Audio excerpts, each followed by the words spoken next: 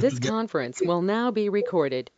I would like to say a few things. As you said very well, this is the time I will ask, first of all the participants, but especially our ESRs, this is the time to ask questions to these people, because what we have done up to now, we discuss with you all this business model, and we know that you are revising your business model, and tomorrow actually you will do your pitching in front of other entrepreneurs and investors. So the most important thing is now, because thank you very much all the speakers that they come from the different sectors, as Professor Genovese said, is an excellent blend of people from government, from charities, from industry, from the region. So this is the good time. I will highly, do not be shy. I know you are not shy, but ask questions and prepare your questions. For example, what problem are you solving? How did you start this? How the idea came out? All these concerns that we had in the last 3 days when you had to build up your business model canvas.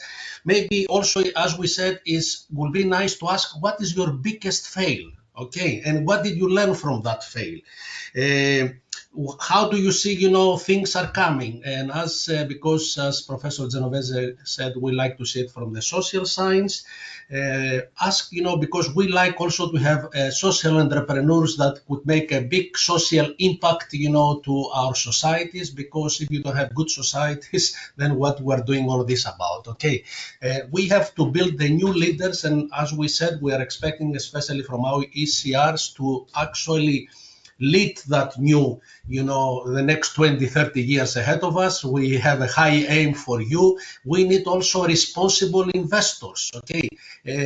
What we can do from the university, we have to understand our role. We can actually provide the knowledge. And then, of course, the industry, actually, they like to give out there to the society services, processes, product. So there are sometimes a cultural difference from the traditional universities, and usually the parameter for us is basic research, for the industries applied research.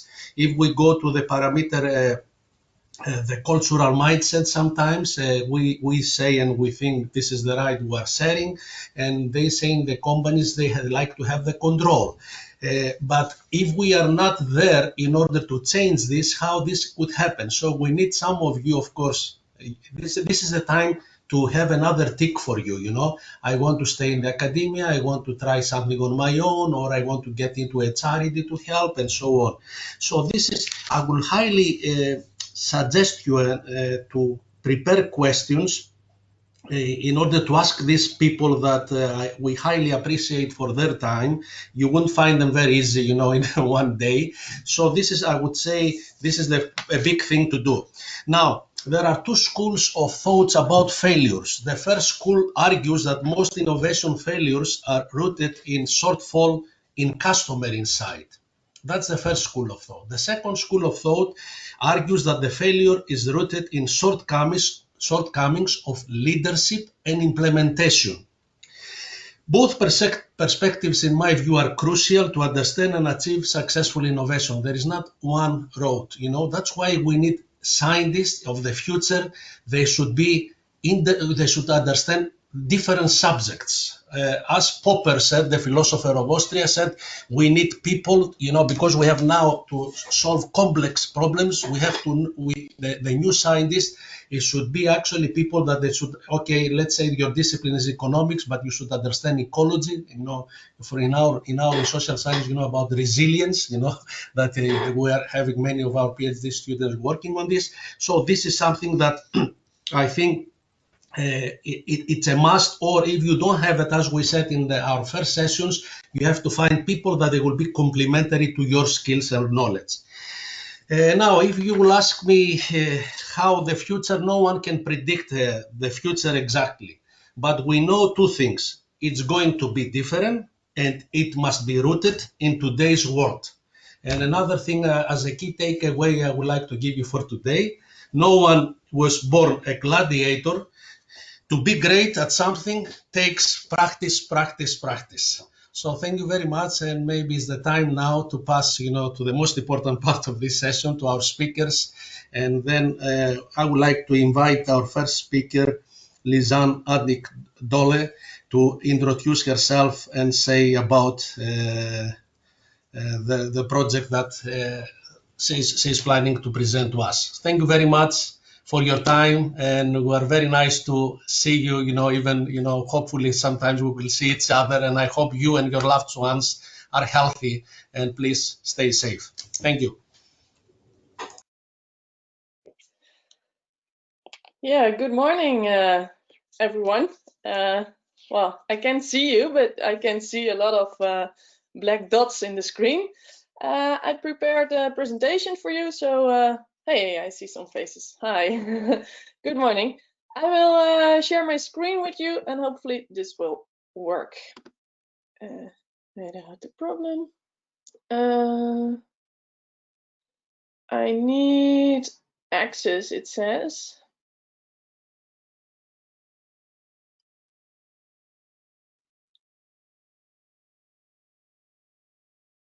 Hi, Lisanne. Yeah, you can try now. I've given you presenter rights, so Okay. try now sharing your screen. Let's see.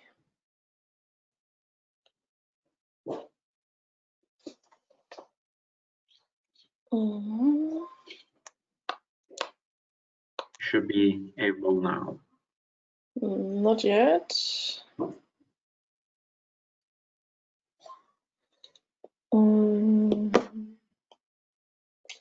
I think I have to do something with my own preferences. Can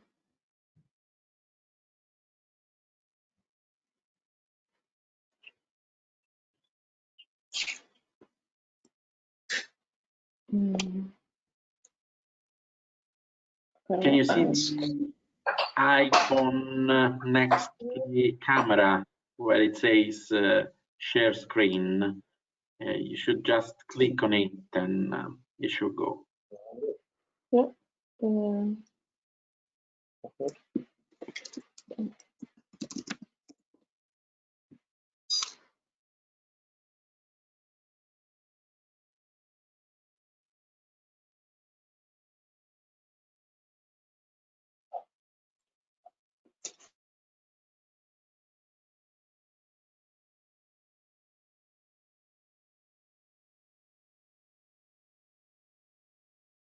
Yeah, the next to the button you used to turn off the camera, there is another one with a screen. Yeah, we can now see that. That's great.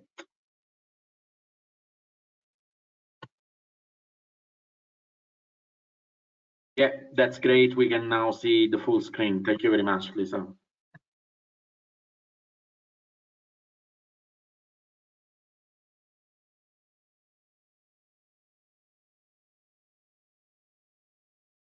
Yeah, and you can hear me as well now? Yes, we can. Yes, we Thank do. you. Thank you. Perfect. Okay, and the slides are working. Okay, good. Good morning, everybody. Well, my name is Lisanne Addink, and well, as it says here, I can't stand wastage. So one of my biggest missions is to turn trash into treasure. So I found a way to do that so I can use my strengths and the things that I've learned. So what did I do? Well, I graduated as an industrial design engineer at Delft University of Technology in the Netherlands. And after my graduation as an industrial designer, I decided to start a design agency. And the special thing about that was that we decided to only design products made out of waste materials. So luckily, after a few years, our portfolio got more and more famous, and we saw that more companies also started to contact us, and they said, hey, your approach really inspires us, and we also have a lot of waste materials, so maybe you can help us and support us to turn our waste materials into valuable products again. So nowadays, we are not only developing our own circular concepts, but we also support companies through custom-made waste solutions for their waste streams. And thirdly, we also promote and sell circular products made by other companies. So about all three, I'd like to tell you a bit more and hope to inspire you by our activities. So first of all, I'll show you a bit more about our own circular concepts. So what we did is, well, we looked at some very common waste streams and we tried to figure out ways to offer quick solutions to companies who has those waste streams. So because of the time, I will not explain them all, but I will tell you a bit more about the signing materials and the coffee ground solutions that we have. So first of all, our signing material solution is called Beat the Bag. And with Beat the Bag, we offer companies the possibility to hand in their signing materials, like banners, flags, and all kinds of promotional materials, because we use them a lot in the world. And the craziest thing about promotional material is that most of the time it's used only for, sometimes only for a few hours, only one event. And after that one event, the material is called waste already. So what we do is we offer them a possibility to hand in their materials, and then we turn it into bags or sleeves, like iPad sleeves or tablet sleeves, and we give them back to them. And with that, we create social employment, because we give people with a distance to the labor market the opportunity to turn that material into products again. And by that, they, well, it's an interesting learning experience. They also get a diploma, they get lectures and education. So actually, this is a project that has a double value. On one hand, we turn waste into new products, and companies, well, get their own waste material back in the shape of new products. And on the other hand, we give people a second chance or a chance to develop further. So another quick solution, as we call it, is the solution that we have developed for coffee grounds. So what we did is we developed a possibility to use coffee grounds in the production of a biopolymer material. So we have 3 recipes at the moment, and we can create sheet material based on coffee grounds, but also a recipe that's suitable for injection molding. So with that, we can, for example, create notebooks with the coffee ground sheet, with the coffee ground cover, or we can, for example, as you see here on the picture, create coffee machines with the coffee front or side panel. And with the injection molding material, we can create coffee cups, for example. And we not only create the products that we can make out of it, but we also offer a coffee recycle service to the companies. So again, here, that was the same with the Beat the Bag project. We offer the companies that create the waste the possibility to collect it and hand it in, so we can turn it into something valuable that they can buy back. So in this case, we work together with some coffee companies and with one of the biggest waste collectors in the Netherlands. And together we offer this service to companies who drink coffee. We place some special collection bins. So all the coffee grounds is collected in the waste bins. And then every now and then we come by and we switch the full bins for empty clean bins. Then we turn that material into products, and they pay some extra amount per cup of coffee that they drink. And this fee, this coffee recycle service fee that they pay to us, 50% of that fee is given back to them in the shape of shop credits. So half of the fee will be given to them at the end of the month in the form of shop credits that they can spend on our coffee recycle service webshop. So in that way, we kind of force the companies to buy their own coffee grounds back on this platform in the shape of coffee cups or other products made out of their waste. Okay, so you can imagine that some of the companies have waste streams that we already have solutions for, but sometimes they have very extraordinary waste streams or specialties, so to say. So then we come up with a custom-made waste solution for those companies. And you can imagine that that results in a very big variety of waste challenges. Sometimes it's because the company changes logos, or sometimes it's because they have a big renovation. So for us, that gives a big variety in challenges, but also keeps it very interesting for our design team to come up with new solutions for, well, challenges we have never faced before. But one thing is very steady in this. The challenges change, but our method is very fixed and proven. So within this very short presentation, I don't have time to tell you in detail about our method, but I can tell you that it's very graphic and creative what we do, and our customers really appreciate the tools that we've developed to help them through this this whole challenge together. So we've developed different types of cards, for example, like material cards, on which we collect all the information about the material, but also ID cards and concept cards. And in this way, on the one hand, we make the whole process and also the created IDs and the collected information very feasible and very graphic and inspiring to the whole team. But it's also a way to actually get all the IDs out of the organization, because most of the time a lot of employees themselves already have IDs about what to do with the material, and they know, of course, a lot about the material. So with those tools, we actually give them a step-by-step approach to come up with the right information to at the end come up with the most suitable ID for their waste stream. And then thirdly, as I said, we also promote and sell circular products created by others. And luckily, all over the world, more and more circular entrepreneurs stand up and come up with very inspiring products. And I think we can say or claim that most of the circular entrepreneurs in the Netherlands and Belgium we know.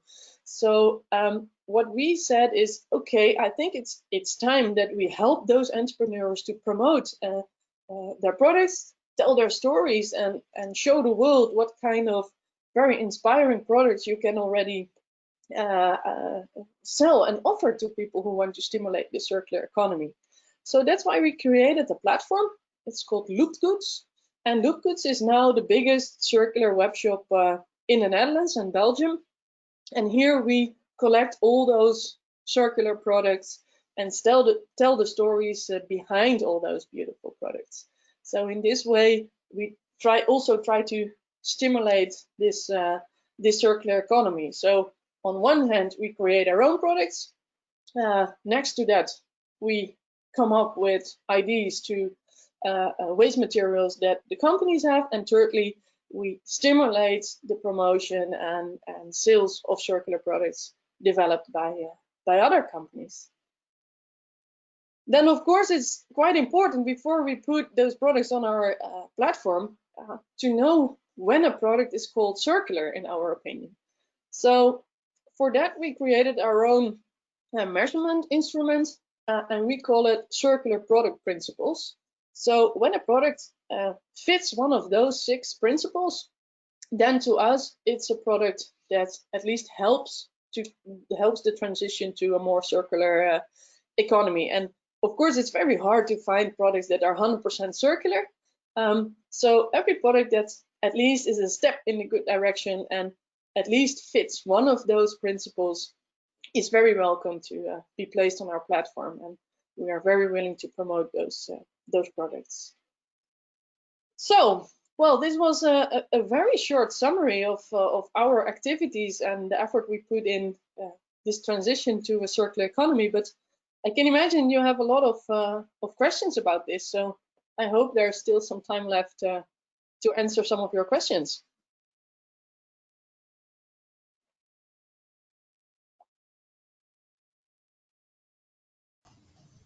Thank you, Lisanne, for your excellent presentation.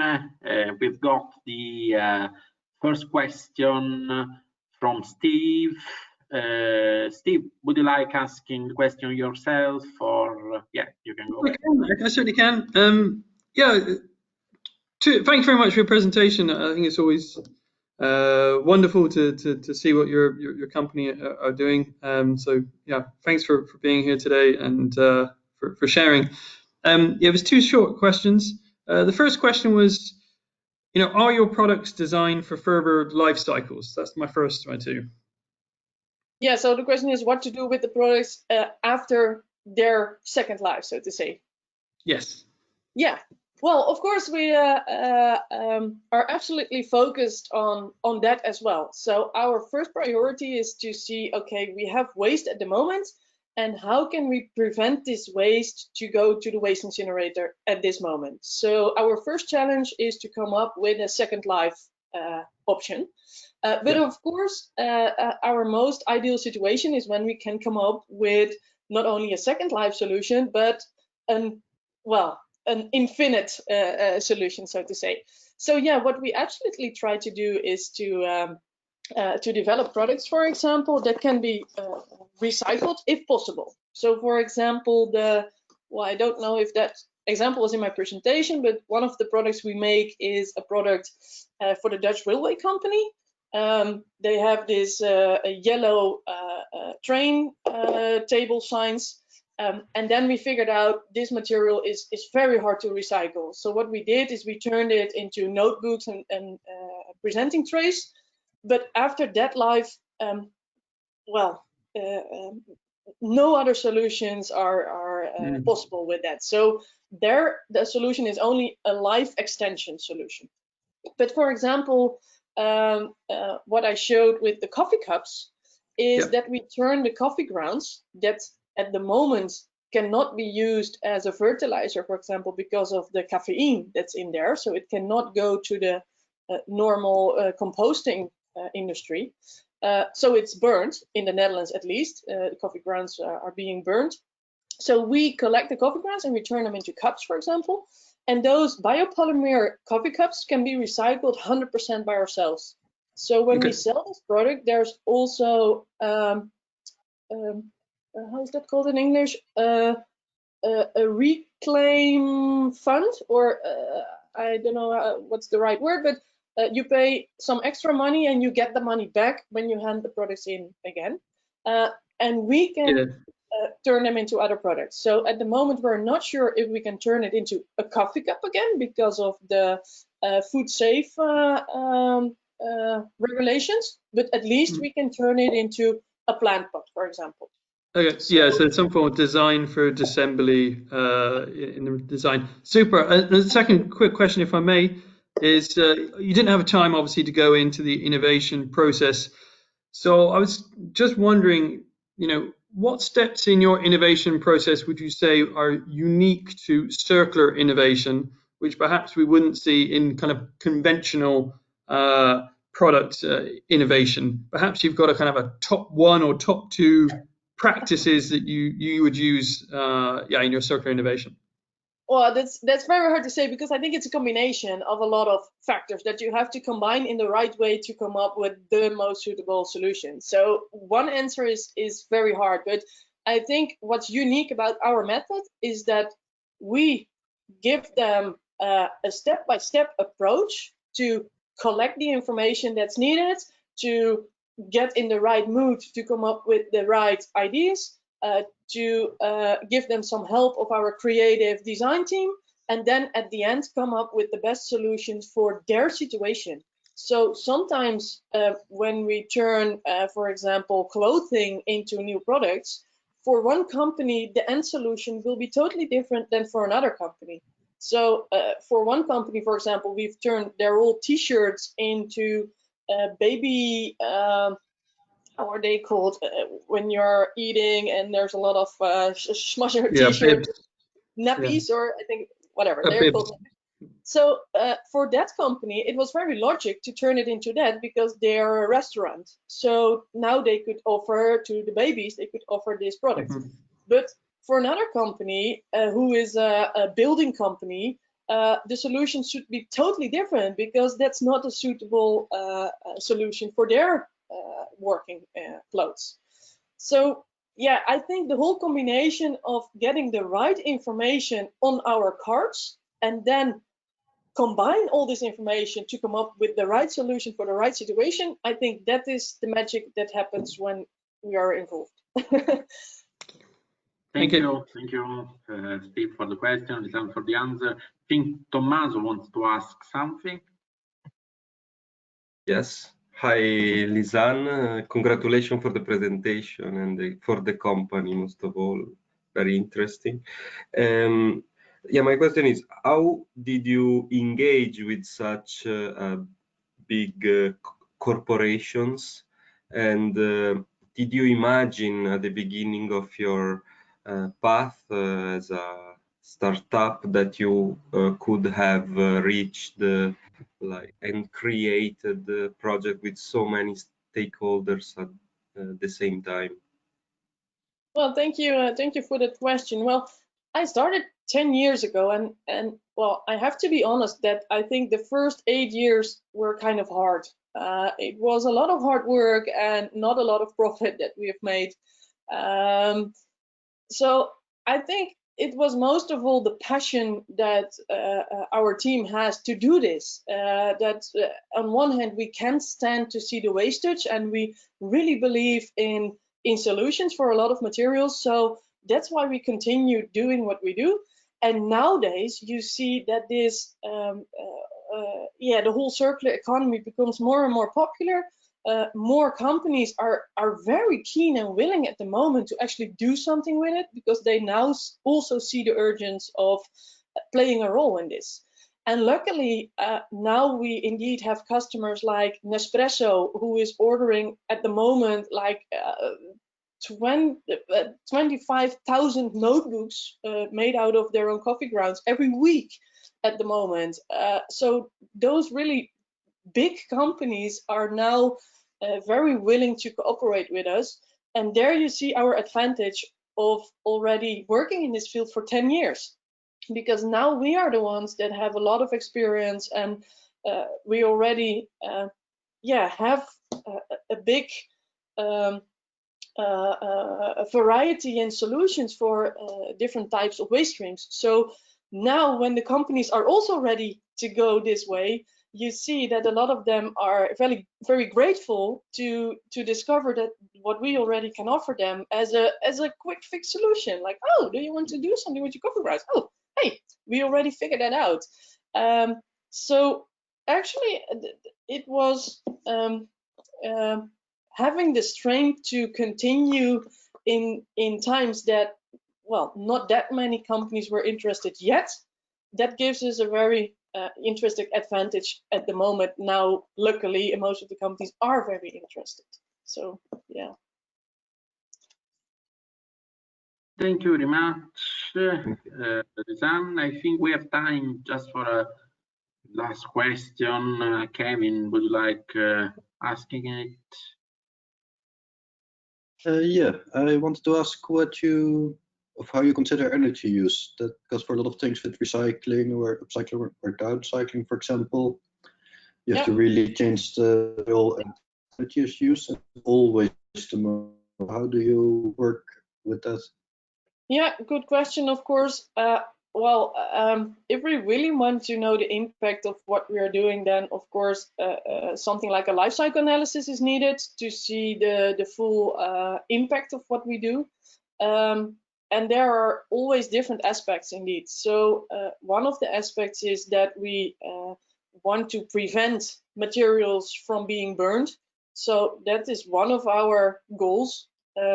And then most of the time, indeed, as you said, we need some processing and energy to turn it into something else.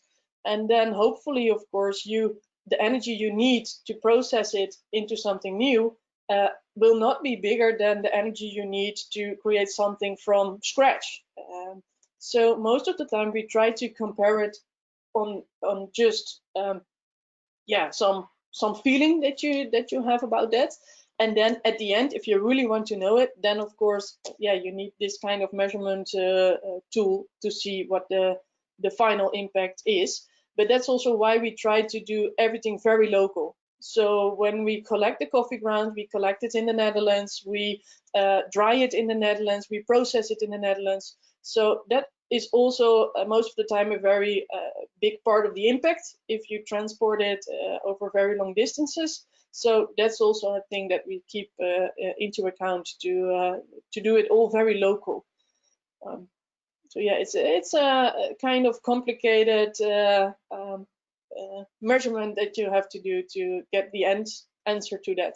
But yeah, of course, it's important. Thank you, Lisanne. Time for a very final question. Mariana, you want to go ahead quickly?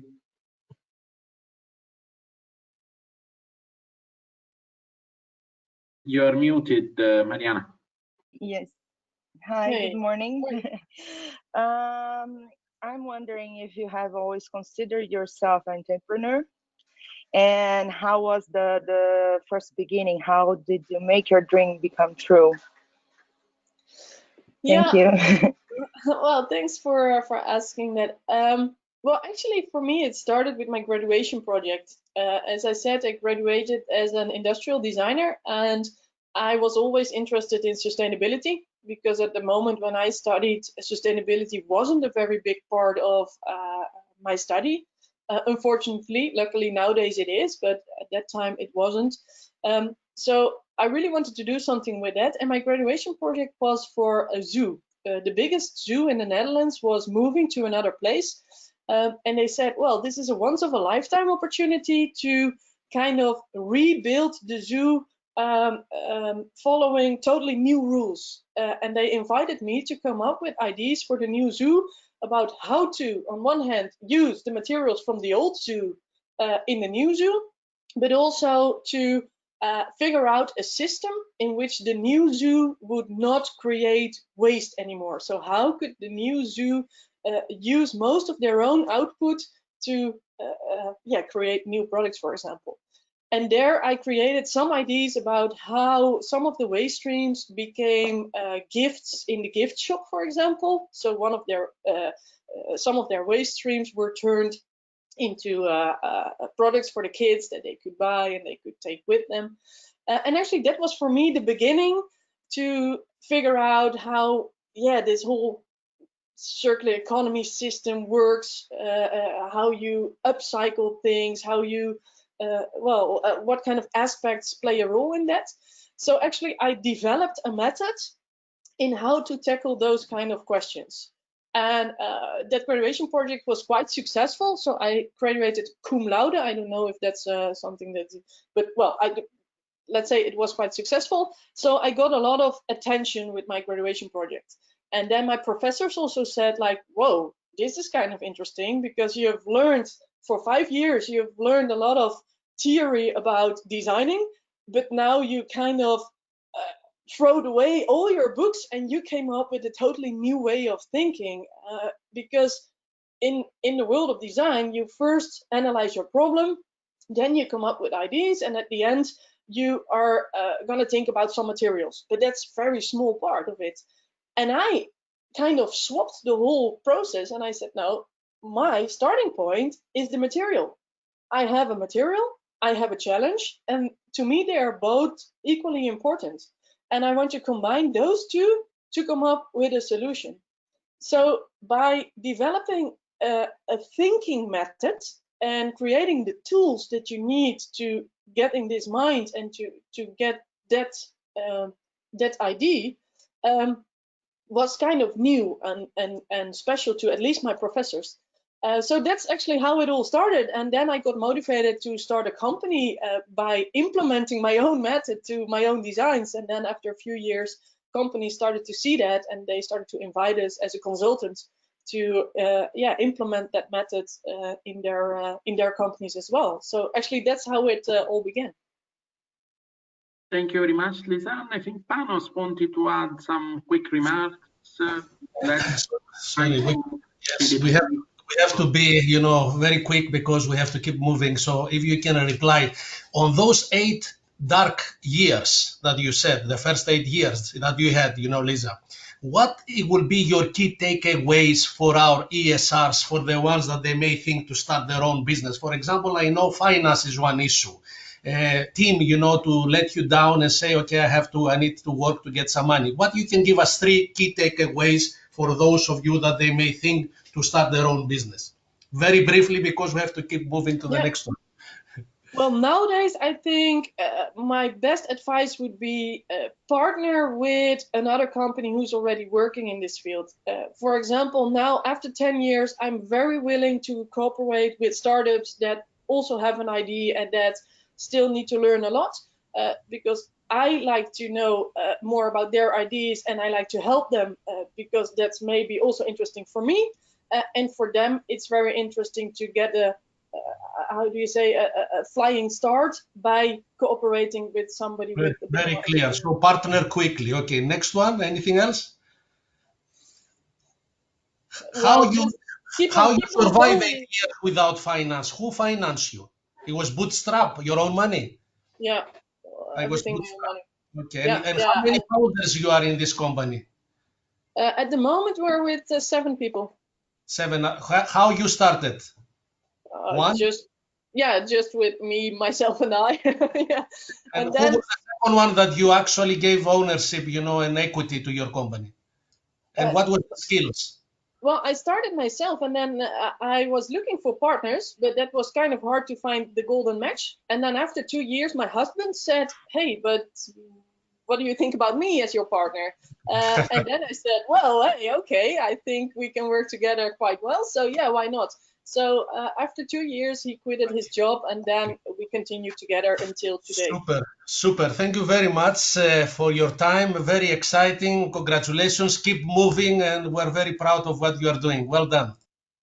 Thank you. Thank you, Bye-bye. Lisanne. And yeah, I think we would have many other questions, and I would have some questions myself, but unfortunately we have a tight schedule, so we might be in touch with you via email. But thank you very much for your very, very interesting presentation. We have really enjoyed it.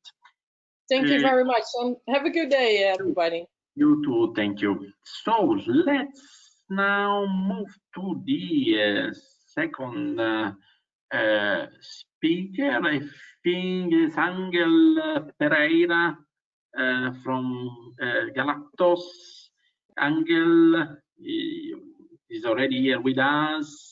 So let me give you presenter rights so you can now share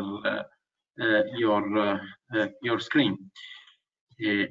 So try now to start the presentation. There is a button next to the camera sharing one that you should be able to hit. Yeah, we can now see your screen. That's fine. So it should be fine. Now just putting the full screen of your PowerPoint presentation, and then we can make a start. Okay. Yeah, we can Thank you see very that. much. Thank you very much. Thank you.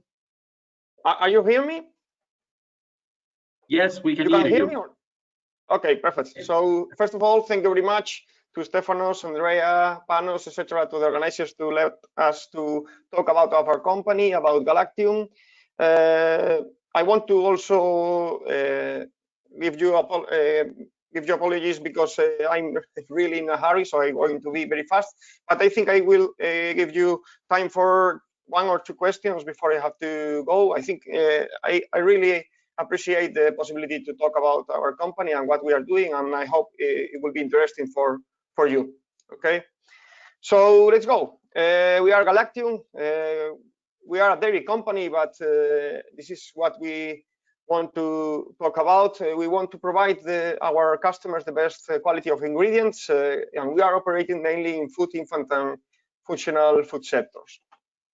These are our values in the company. We have an integral integration, a vertical integration with a dairy cooperative, which is called AIRA, which I'm going to talk to you afterwards. We have the engagement of a company of this century. I mean, I'm talking about quality and safety. And of course, as Chief Innovation Director, it's very easy to me to talk to you about innovation. But what I want to tell you is that we are not the classical dairy company. We want to do something more. And as you will see, it's very related with the circular economy business model. This is us. We are 43 people, and the majority of the company, the ownership is of AIRA, which is a big dairy company cooperative here in Galicia, in the northwest of Spain. And at the same time, we have venture capital from the regional administration, which is called Shares Galicia. This is the board directors, and this is me. Not to talk about that deeper, only to talk to you about the milestone of the company. I only going to tell you that two things, that we are very young.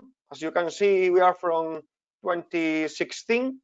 And one of the milestones more important for us is that the five cooperatives that invest in the first company, which was called Dairy Luck. We are called Galactium since a few months ago, since May.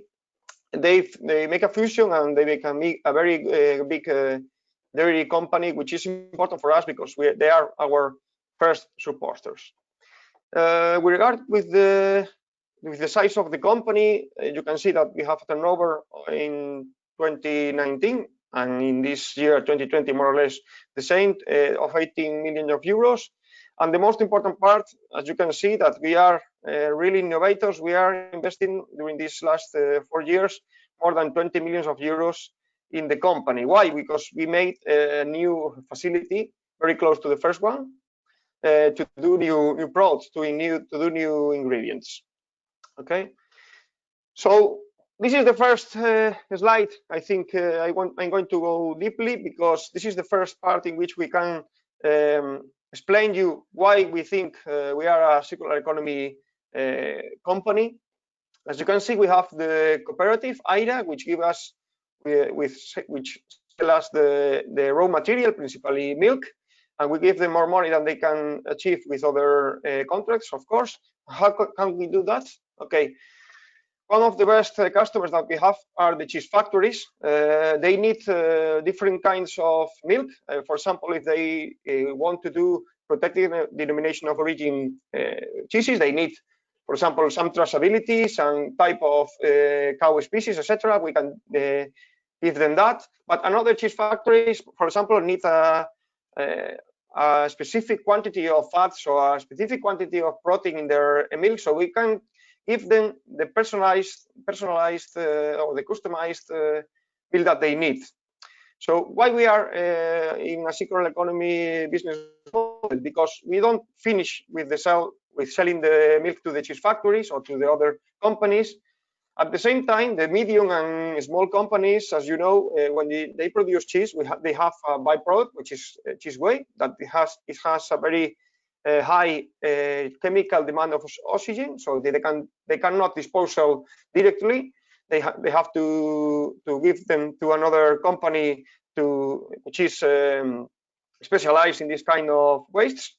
And we prefer not to do that and to give this byproduct, or for us co-product, a new life. So what we do? We sell the milk and we collect the cheese whey that we can concentrate, demineralize, and dry in our drying tower.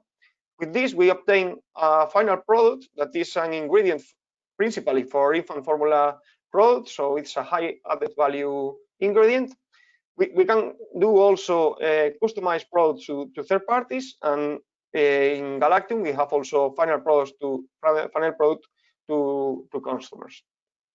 So okay, these are the facilities of the company. Very briefly, we have a liquid, if you can say very professionally, facility in which we can process any kind of dairy liquid.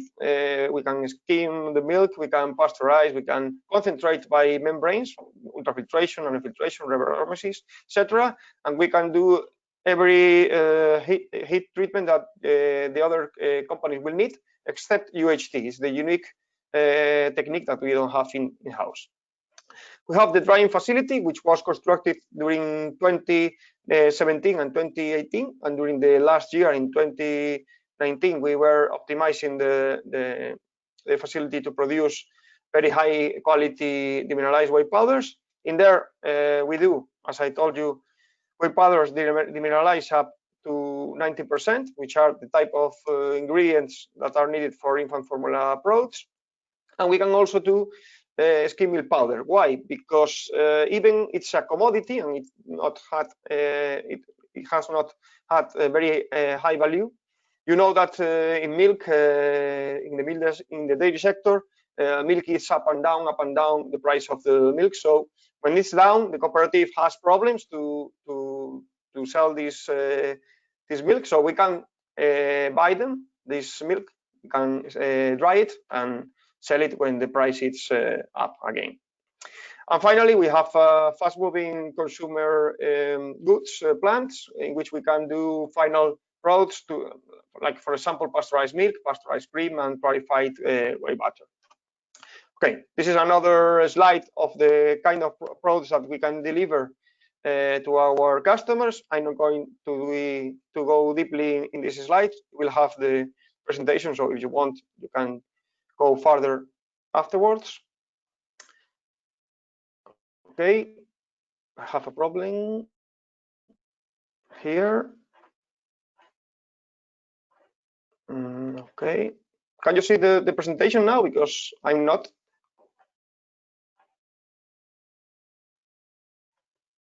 We cannot see it now. Oh yeah, we can just see a blank screen. Okay, I hope it comes again. We can see your screen, but we just see some black slides, completely black slides. Okay, I'm trying to recover. Okay. Okay. Just give me a minute because it collapses. It collapsed. PowerPoint. Thank you very much, Microsoft. Just a minute.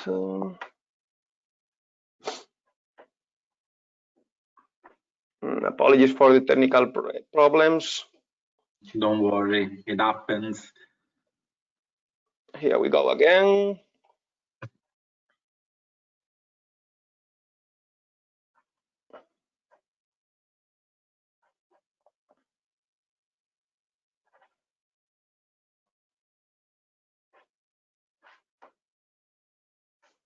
Okay, it's charging.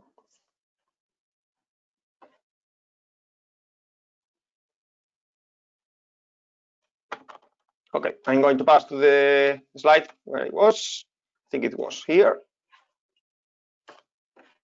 Okay. Okay. Yeah. So yeah. After this, I'm going to talk to you very briefly about some. Okay, thank you very much. I'm going to talk to you about some R&D and I projects that are very related to circular economy business. The first one is Biopol, in which we are trying to obtain biopolymers from byproducts of the dairy industry, and we're going to use it in sector of interest. I'm going to show you afterwards. This is called, which is named Conecta PEME. It's funded by the Galician Innovation Agency and also co-funded by the European Regional Development Fund. And what we do here, okay, we have the leader, which is Indutech, which has the knowledge of producing biopolymers and the prototyping. We as Galactium have the waste input, and we are doing the prototype validation. We have Soelec, which is making the automation and the control of the plant, of the pilot plant. And we have two end customers, the Grupo Carinsa and Enso. The first one is going to use the plastic made from the wastes to use it to introduce aromas and fragrances in softeners, for example, for textile cleaning. And the other company is going to use it as absorbent materials to reduce, for example, minerals or metals in contaminated waters. This is the scheme of how it works. We have the wastewater of our company, of Galactium. We have the first reactor in which we can obtain, with the microorganism inside, volatile fatty acids, which are the food for the second and the third reactor. In the first one, we have an aerobic enrichment reactor in which we can select, I think it's select the idea is to select the bacteria that are able to use this kind of volatile fatty acids to produce PHA and to accumulate it inside their cells. Here we have a phase of growth and fame. I mean, we have 12 hours of volatile acids in the reactor. Afterwards, 12 hours of nothing. So they have to they are selected in that kind of way, the best microorganism that can produce the PHA. And in the third reactor, which is the end one, you have continuously feeding of volatile fatty acids. So the selected microorganism from the second one goes to the third and grow and accumulate as much PHA as possible. Finally, we have an extraction and we obtain the PHA production. This is an example of a microscope, of an electron microscope photo of the bacteria with the PHA accumulated inside. And this is the photos of the reality. This is the pilot plant in our company. We have the first acidogenic anaerobic reactor, in which, as I told you, we have the production of the volatile fatty acids. We have a decanter. It's a cylinder in which we can decanter the biomass because we don't want this kind of microorganism in the second one. We want to select the ones that can produce the PHA with the volatile fatty acids from the first phase. And finally, the aerobic accumulation reactor, as I told you before. This is the kind of biomass that we have in the three reactors. As you can see, there are different kind of microorganisms, even eyesight. From this one, from the last one, we obtain the biomass and we make the extraction of the PHB. Okay. Another project we are doing, and it's going to finish this month in December. It's Baral. It's from the same call, the Conecta PM 2018, and it's the comprehensive valorization of byproducts and residual effluents in the dairy sector. Very similar, but with other solutions for the cheese way. In this project, we have a cheese factory, a small cheese factory called Quesería Prestes. They have whey and some white waters. So we need a company as Glaucor, which is an engineering company that has the possibility to produce membrane filtration systems. And on the other side, they have knowledge of a biological sewage treatment plant, which are some kind of wetlands, to reduce the quantity of chemical demand of oxygen of the byproducts of Prestes. We have also an energy company, which is Norvento, which is responsible of the biogas production from also the wastes from the cheese factory. We have an engineering company, and this is us. We have two roles in the project. The first one is as a consultancy for the development of the membrane filtration systems.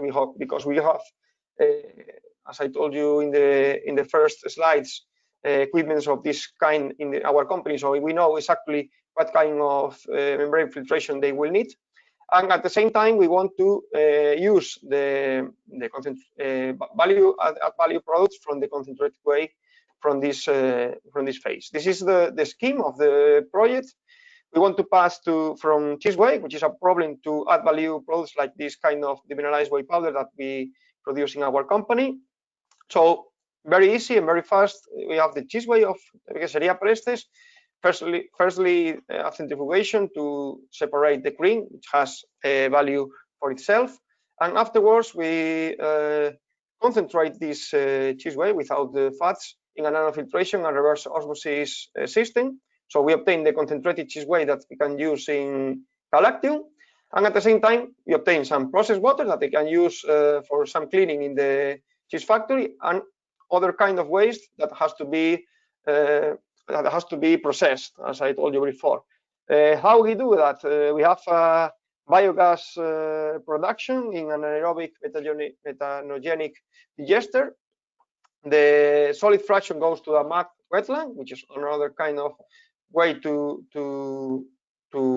reduce the impact in the environment. And the other kind, the liquid part, goes to another wetland, a vertical wetland. Other wastewaters from the cheese factory go to the hydrolytic anaerobic reactor, and at the same time, finally goes to the vertical wetland. So finally, everything goes to this final horizontal wetland in which we obtain irrigation and processed water. So we came with a big problem, and we have several ways to valorize it. Okay, this is photos of the real photos of the reactors in the cheese factory. We have the hydrolytic reactor and the methanogenic digester. And also, this is an example of how the wetlands work. I'm not going to go deeply in here because we don't have time. But you can see the photos of the wetlands in the very close to the cheese factory. This was the beginning of the project. This is in the mid term of, as you can see, some plants growing in this wetland, so the system is growing, is good, is working. And another example of some plants that are growing in these wetlands. We don't stop here. We have also some projects in packaging. We have a project with Tetra Pak to obtain the first pasteurized milk that we launched in 2018, I think, at the end of 2018. It was the first pasteurized milk with 100% renewable fonts. It's 100% renewable. As you can see, it's even the cap, which is always the problem to recycle. It's made from sugarcane, so everything in the product in the packaging is 100% recyclable. It's also carbon neutral emission because of the cardboard. It's certified with FSC. So finally, another project that we are working now, we want to put it to scale up in 2021, is that we have the cooperative in which deliver us milk. We can process it to another ingredients to make some products inside or in another companies. But we cannot forget that we have also some waters that have to be purified in another. So we obtain in the centrifuge some mud that only to think about, it's several thousand of euros per month for us to the cost to send it to a specific company that can valorize it. So we are trying to do something more inside. So we have these new colleagues with these new friends, which are some worms specialized to produce some humus that has a value of more than 200 euros per ton, and we want to use it in the soils, in the grounds of AIRA, of the farmers. We want to use it on the farmers. So this is another circular economy business model that we want to do as soon as possible with vermicomposting. Only some examples of what we have done in a preliminary project. You have a control of the mud of our company on the right, without the worms, and on the left with the worms. At 70 days, all the mud was transformed in humus. So this is only 3 examples I want to show you. We reduce the volume of the mud for more than 6 times, which is a lot.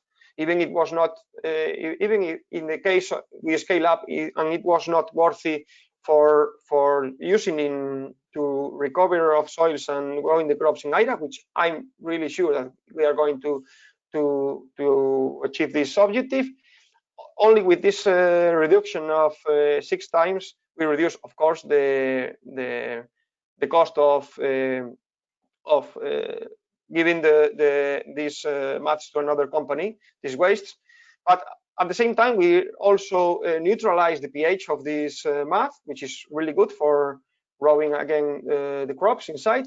And we modified the carbon and nitrogen relationship up to 9, which is a very good point to begin with the recovery of soils of crops and in AIRA. So we are very optimistic with these initial results, and we want to do it as soon as possible to do the scale up because also AIRA is very we are very optimistic with these results, and it's good for them to use this kind of biofertilizer in their farms. And the last one, as promised, I hope it was fast enough. We were awarded with this award, which is indicator as the second company of highest tributary rating in Galicia, in the northwest of Spain. Here you see the name of the company, the ReLac, and we are very proud because the third one is in the text that I'm sure that you know about. That is the textile company with Zara, etc., and we are up to them. So it's only a joke, of course, but we are very proud of being in this top list, and we want to be the first. So we are going to improve our efforts in circular economy because we think it's not the future, it's really the present. So thank you very much. This is my last slide. You have my email if some questions cannot be answered right now. So please don't hesitate to contact me in any case, and I will answer you as soon as possible. So thank you very much. If you have any question, thank you very much. There are already 3 questions lined up. Let's try to see whether we can handle them. So, Amos, would you like to go first? Okay, thank you very much, Andrew, for an impressive presentation. My question is, are you by any chance facing any challenges in obtaining your feedstock material that is needed for your production processes?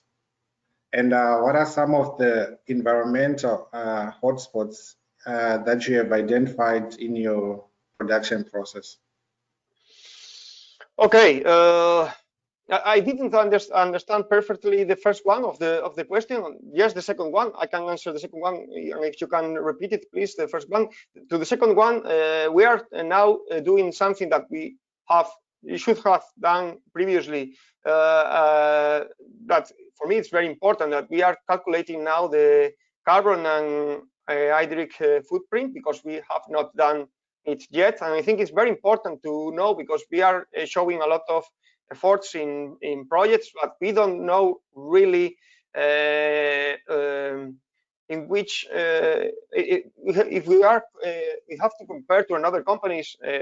Of course, we have the award, so people that know specifically about that thing that we are doing great, but we want to have some KPIs in our company, like for example, as I told you.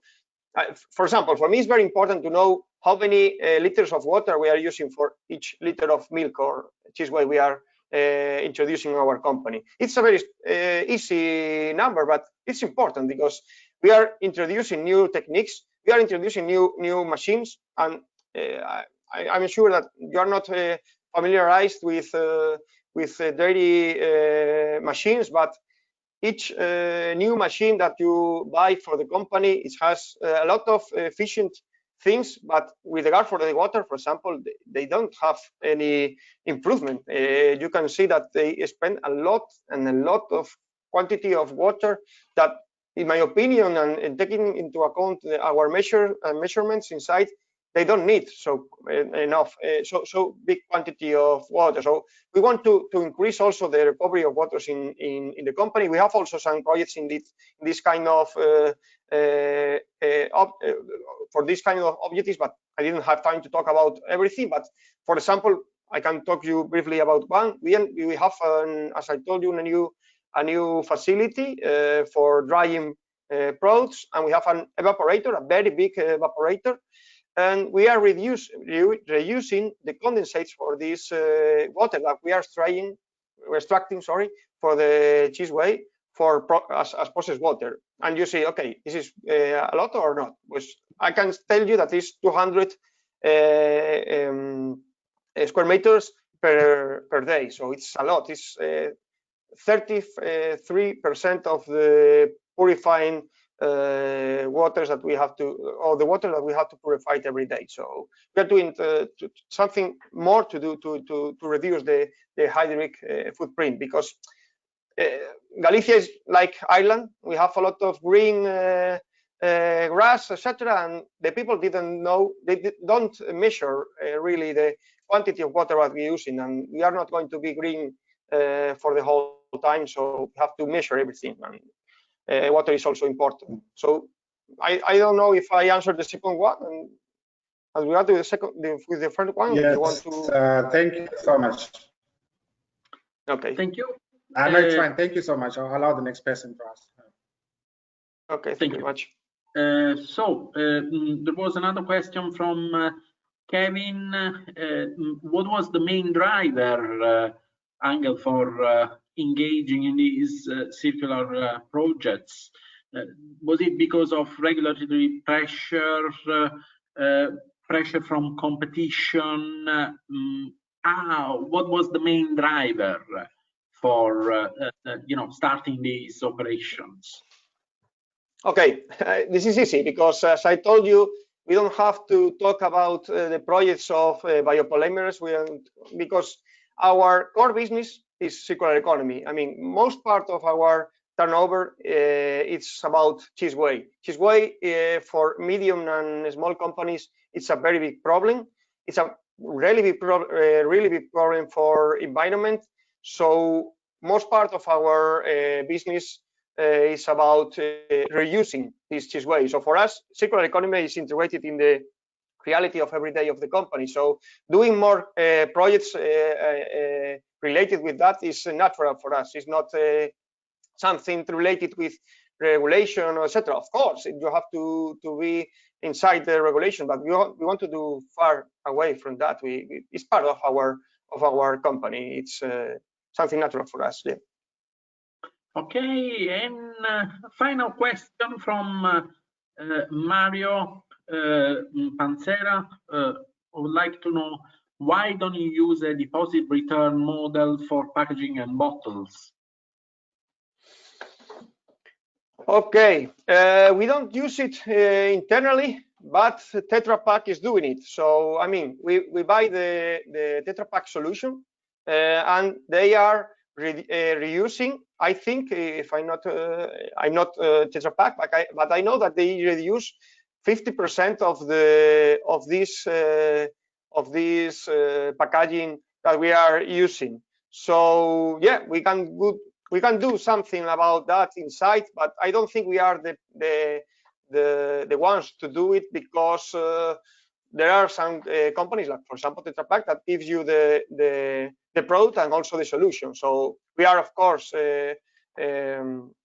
focused on what are they doing with that. So because of that, I know that it's 50%, and they're trying to increase it. I think for 2025 they want to have 75% of total packaging, not only bio-based packaging, recycled. So I think it's not something that we have to do if another can do it better than us, if I can say.